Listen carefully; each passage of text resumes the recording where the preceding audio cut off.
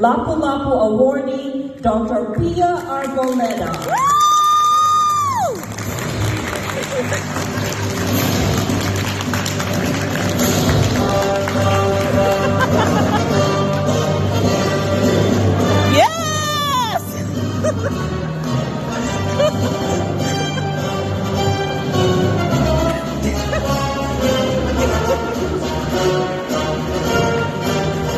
I'm assuming you're a Star Wars fan. Yes po, I'm Darth Vader. Sa atong tanan, yes, I am a Star Wars fan. Ako nga si Darth Vader.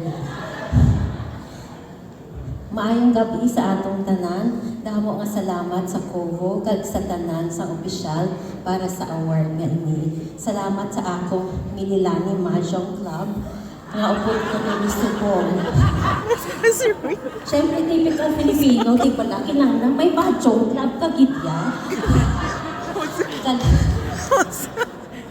Kag sa akon nga dako gid nga pamilya kag tribo diri sa Hawaii.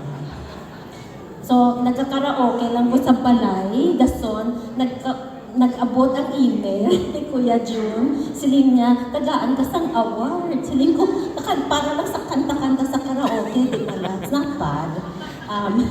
So maraming salamat po sa award na ito.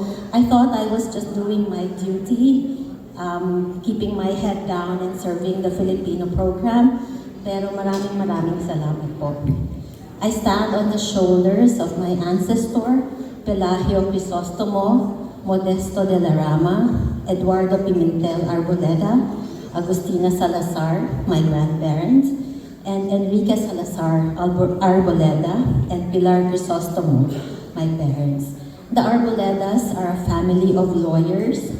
My grandfather, Lolo Dading, was regional trial court judge, and when he retired, he continued to file cases in court until the day he died at the age of 81.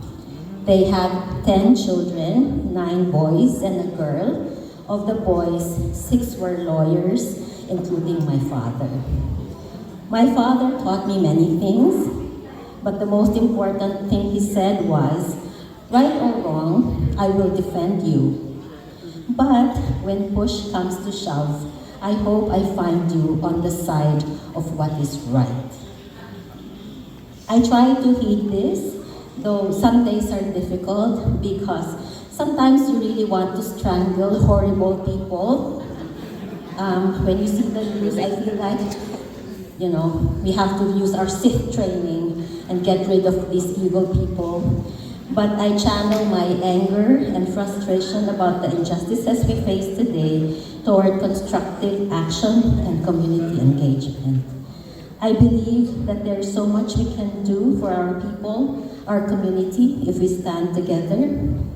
We now live in dangerous times, but we must not accept the way things are, but believe in the possibilities of how things ought to be.